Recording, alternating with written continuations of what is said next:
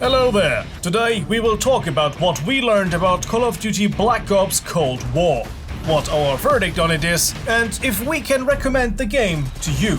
And now to enrage possible fanboys already hovering over the dislike button, no, we were not convinced. And here is why. Right before we get into the heart of the issue, we have to clarify something. The so-called beta we played wasn't a real beta. It was a promo demo. No changes will be made after it. That out of the way, let's begin with the basics. The gameplay, then move to visuals and sound, and end with the game modes. Since we have not played the single player nor the zombie mode, the criticism revolves around the multiplayer. To make it short, it's the basic Call of Duty gameplay from the last games, with mild variations. You can run and gun like in the previous COD, but it feels slightly slower. Not as fast as in Modern Warfare 2019. Something we very much approve of, but that's our taste. You can also slide along the floor in Cold War, just like in the previous game, but it feels off. Because even if you just sprint a few steps, you can slide as if you had some jetpack on your back. You slide fast, even if you don't have the momentum to justify it. This example here shows it quite well. There's this guy trying to get away from me, running uphill, then sliding and getting faster while going uphill. And since you don't have any drawbacks while sliding, like worse aim, bigger bullet spread, or being prevented from aiming through your iron sights, sliding became the absolute power move. You will see most players sliding around on their knees like some... Yeah, okay, I can make this comparison on YouTube. Well, even I was more on my knees like the you get the point.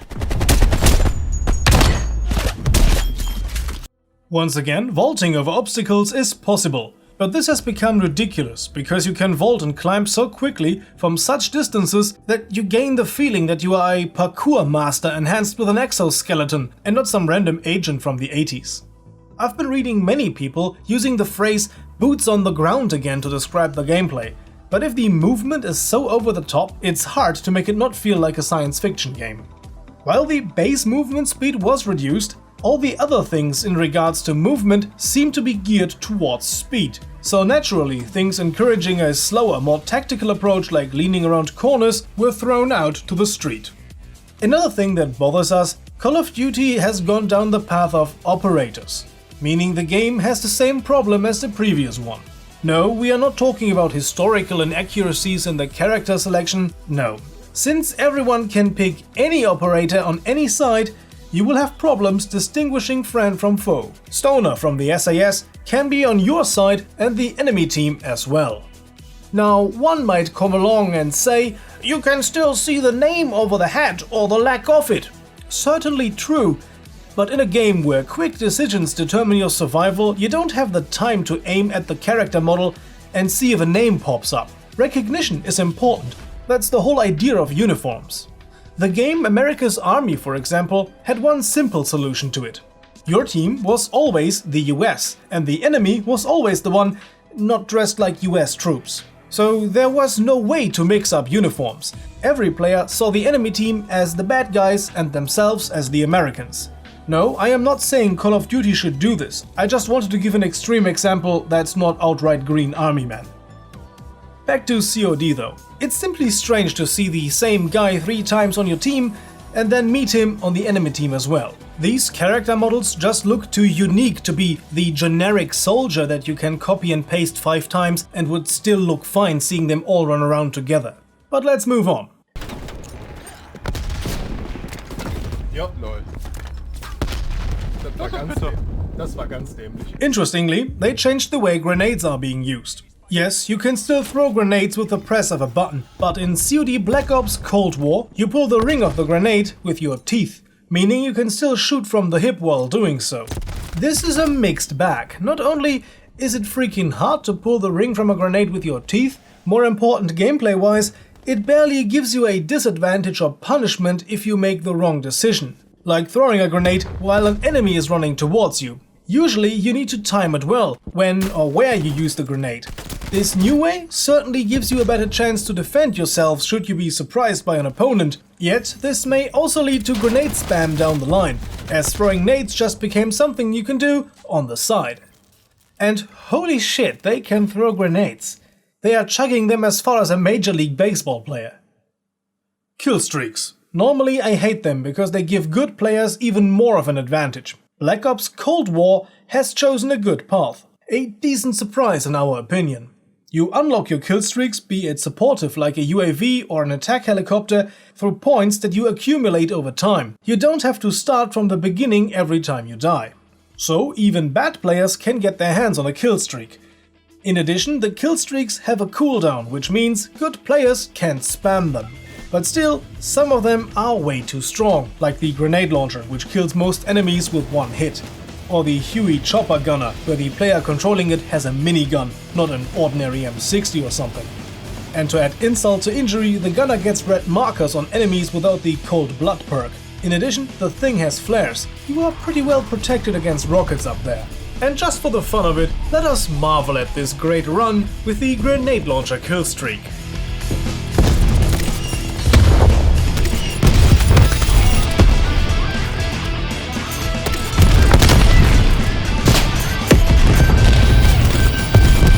Isn't this just wonderfully overpowered? This brings back memories of Call of Duty Modern Warfare 2 and all the complaints about the so-called noob tube. Quick note on the spawn logic in this game, it's still freaking terrible, so no changes there. The gun gameplay is just like regular old Call of Duty, with your MPs and snipers being really strong. Particularly if you have a weapon that shoots faster than your opponent's rifle, you will win most of the time. The recoil is negligible. Even if your weapon's animation does display some recoil, you barely experience any. I could easily take out enemies with a rapid-fire gun over big distance. While we are talking about rapid-fire guns, something that grinds my gears is that you barely flinch when hit, which makes fights against one-hit snipers over some distance pretty hard. If you take damage, you can still aim as if nothing happened. I'm not saying that Call of Duty needs a suppression system, I'm just saying that this makes suppression fire to block snipers rather hard to facilitate. Something that could be pretty useful in some of the new game modes. It would open up space for more tactical gameplay, but more on that later. Treyarch got the strange idea that shotguns should be secondaries now. So most people, us included, had shotguns as a sidearm. With the semi-automatic SPAS 12, we could blast people over medium distance into oblivion way too easily. The shotguns are too strong, especially as a secondary, rendering pistols completely obsolete. The Magnum revolver in particular. You need 3 hits to the chest to take out an enemy. Just like with the SPAS 12 shotgun, but with the shotgun you don't have to aim down sight to hit. The shotgun also shoots faster. I have no idea what Treyarch had in mind when they made the decision. The time to kill, or TTK, is in our humble opinion too short. Regular games felt like hardcore matches from previous entries.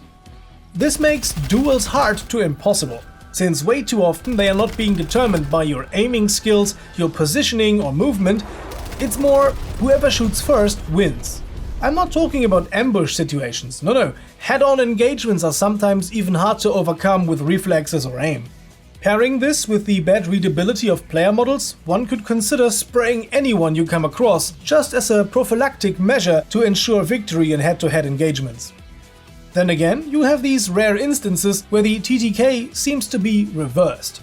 The opponent seemingly spraying you with peace. You both dump an entire magazine into each other, but no one falls. This has been an issue in most Call of Duties, but this doesn't mean you have to repeat the same mistake. It's okay to break with some traditions, particularly if you want to use revamped gameplay as a selling point. Furthermore, it happens way too often that you get hit once and you suddenly die. Then watching the replay you see that the enemy dumped half a magazine into you. We suspected that the netcode is not the best, but if it's really just the netcode itself or the servers, we don't know. And now, just as I'm editing the video, I see a report that confirms our suspicion that there was something fishy with the game's netcode structure, tick rate, and the non-existent dedicated servers for multiple game modes. The majority of players will run about the place with MPs, shotguns and snipers. Assault rifles exist, yet most players don't use them. I've seen one player with an SKS and 2 with MGs. This over the course of 2 days with more than 12 hours of playing. Since we are done talking about the gun gameplay, let's talk about the guns themselves. In the promo demo beta, we had a handful of 5 assault rifles, 4 MPs or submachine guns, however you want to call them, 2 LMGs and 2 bolt-action sniper rifles for the main weapon slot. 3 pistols, 2 shotguns, 2 launchers and a knife for the secondary. Not much, but enough in my opinion. I know many are going to disagree, but most people choose a couple of guns they like and keep playing them anyways, so you don't necessarily need so many different guns. In my opinion, that brings too many balancing issues anyways. We see that in a lot of games with a huge selection of guns. They are either way too similar to each other or way too unbalanced. Then again, yes, of course I see the point. Being able to pick your favorite gun from real life in a video game? That is cool. They just run the risk of being all too similar. Essentially just being copies of the same gun over and over again, for slight visual differences. The guns for which they have the license, or don't need to pay it anymore, feature their real names. Others don't. Previous games had the same issue. I mean, we all know which guns are behind the fake names, so I just thought I mention it anyways. And just like in the previous games, you can modify your weapons, which is something we very much enjoy. But what we do not enjoy, every weapon has the same attachments. Yes, the very same. Russian optics fit on an M16 and the other way around. Of course there are adapters and such, but some real significant differences in the choice of gun you make would be cool. If every scope fits on every gun, what's the point of having different guns in the game? It kinda blends them all together. Some attachments won't even fit right. Treyarch really chose the easy route and just glued them on. And can someone please tell me how the hell do they fit 12 rounds into a 6-round drum of a Magnum revolver? Or how the hell does the barrel of an AS-Val fit onto an AK-47U, which had completely different ammunition? Well, I'm sure some talented gunsmith could cobble that together, but it would certainly lose its purpose. I guess it's Soviet stuff. Looks kind of like an AK. Must be compatible.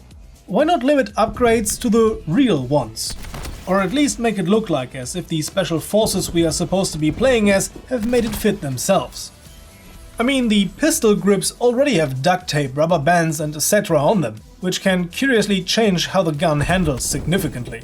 This isn't game breaking, but it's just pure laziness. They have so many skilled people working there, why not just go the extra step? And I also think that the often joked about COD player can understand that not every attachment fits on every single gun. Give them some credit. One thing everyone I played with liked a lot, there are no strange skins for your weapons. So no pink camouflage, nor a golden AK with diamonds. But we will see, they like to shoehorn these things in post-launch nowadays. So let's remain vigilant. The aforementioned weapons and attachments for them, as well as other upgrades, are of course locked behind levels the player needs to reach to unlock them. Some of the upgrades are quite useless or overpowered. A useless one, for example, is the scavenger perk.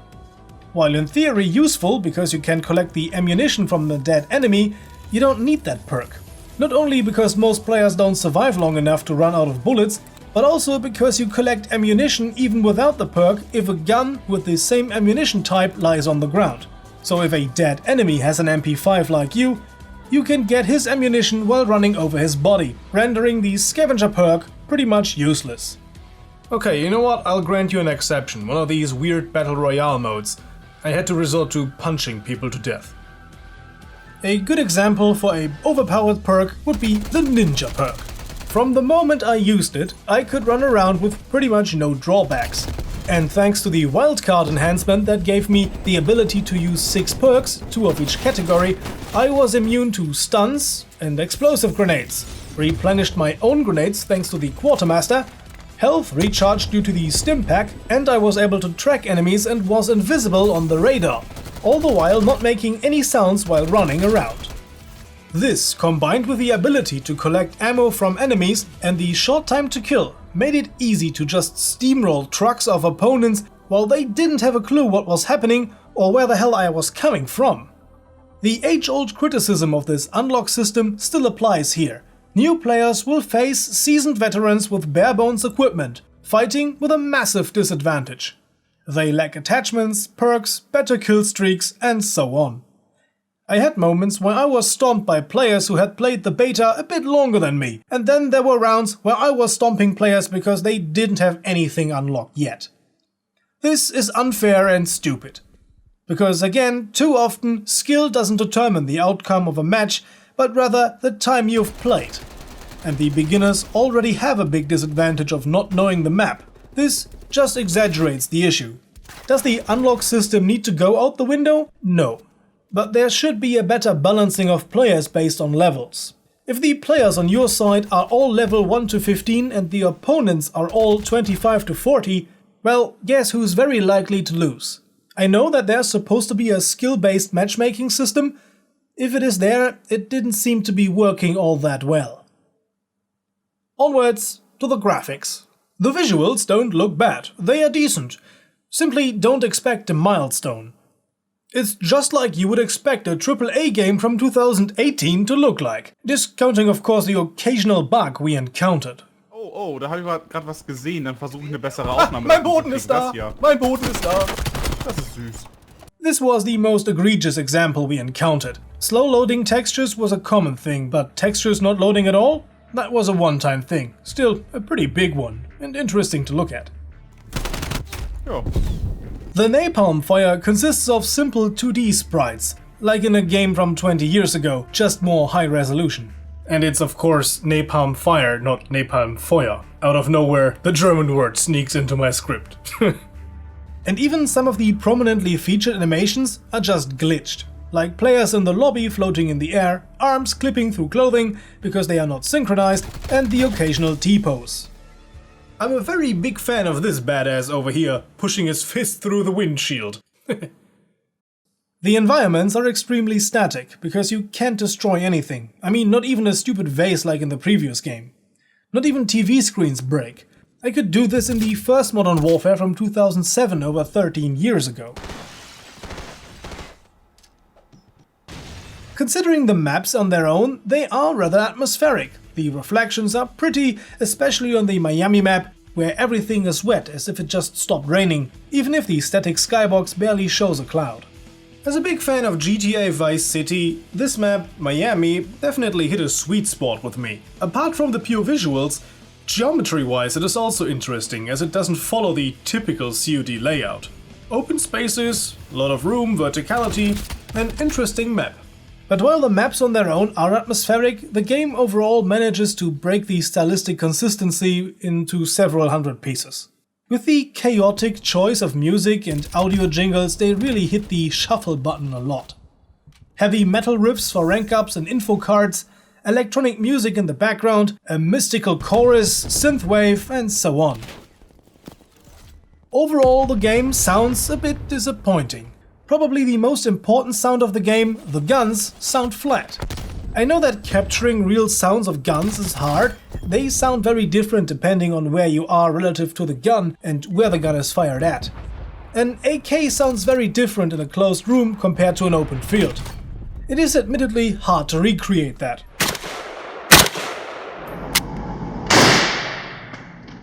COD Black Ops Cold War's AK-47 is just dull.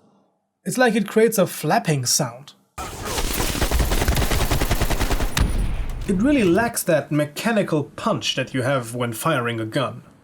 Friends of mine had similar complaints about the explosion sounds from grenades and killstreaks. They lack a certain punch.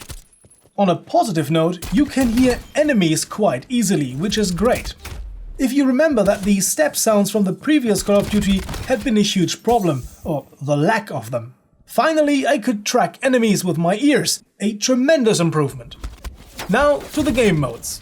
As mentioned in the beginning, we mostly played the normal game modes you already know, like Team Deathmatch, Kill Confirmed or Domination. It wouldn't make much sense at this point to go into great detail on Team Deathmatch or something. You already know that, and that's been standard in Call of Duty for ages now. So, we'll have a look at the new things we tried. one version of the secure mode is not really ready to go into the game, in our eyes at least. You have 2 locations you have to capture or defend. You have to fill 3 bars to capture the location completely and have limited spawns. As one would expect, the defenders have a big advantage, because they just simply have to wait for the enemy to run out into the open and pick them off one by one. Which is way too easy in certain locations, since the capture points are in horrible positions. The big announcement, the VIP mode, was sadly rather boring. Or we just played it with the wrong people. All players are limited to 1 life. One player is the VIP, and you have to bring him to one of the extraction points. Yay! Excitement! Counter-Strike did that better, and barely anyone is playing that nowadays. It was so unpopular, later versions of CS didn't even support it, so this mode in COD was kind of a waste of time. We played matches in which we didn't even have contact with the enemy. We just walked to the extraction zone and were done. By the way, these game modes that revolve around taking and holding locations don't really lend themselves to the Call of Duty formula. If everything in your game is focused on fast gameplay, trying to bring in a tactical situation akin to Counter-Strike or Insurgency doesn't really make sense. These game modes would have really benefited from the ability to lean around corners, but I guess you can't have that with cross-console play. The Dirty Bomb mode, where you have to collect uranium from crates or dead enemies, bring them to a device and blow it up, is strange to say the least. It is pure chaos, and why the hell are we detonating dirty bombs in a ski resort in Russia? Maybe the single-player campaign will shed light on that, but I thought we are the good guys, the CIA, and not some rogue organization breaking international laws akin to terrorists. Wink wink. If you want to hear something positive about this mode from me, well, I think some of the locations are very pretty. I like the ski resorts, even though for the big maps the level of detail had to be reduced in most places. I suppose that players who enjoy the Call of Duty Battle Royale mode will also find a home in this game mode. I personally, not so much. Oh yeah, and here's a thing I thought I'd mention. To fulfill your objectives and take out enemy squads totally and prevent the enemy from reviving them, you need to commit war crimes. Just like in Battlefield as well, but I just thought I'd mention it. Shooting an opponent who is no longer fighting back, is crawling wounded on the floor, yeah, that's a war crime. That will get you court-martialed, and in most cases, I suppose, you will be executed yourself. Considering that aspect, it is kind of dark if the best play in the game is someone just shooting a bunch of wounded people on the floor. Wow! Great work! The best play, shooting defenseless people. I'm not saying they should censor this, I'm just thinking, if there were some people who like to attack video games for such things, Activision just left their flank very unprotected there. Let's put it that way.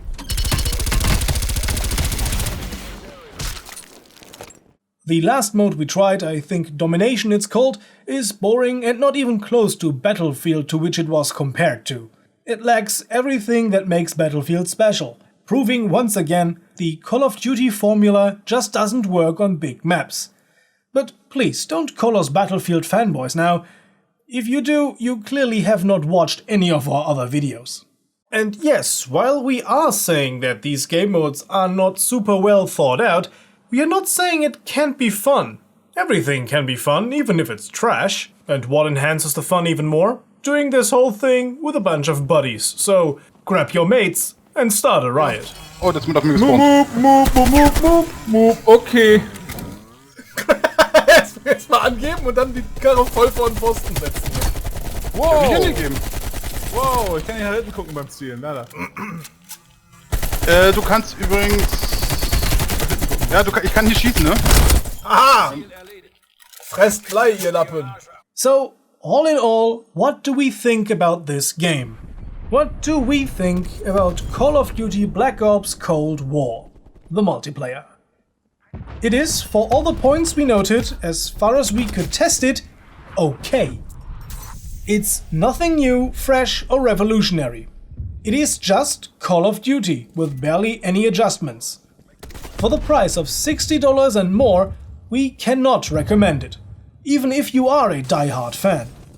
wait for it to come down to half price, because in 1 year the next Call of Duty is coming out, pushing down the price of the previous game.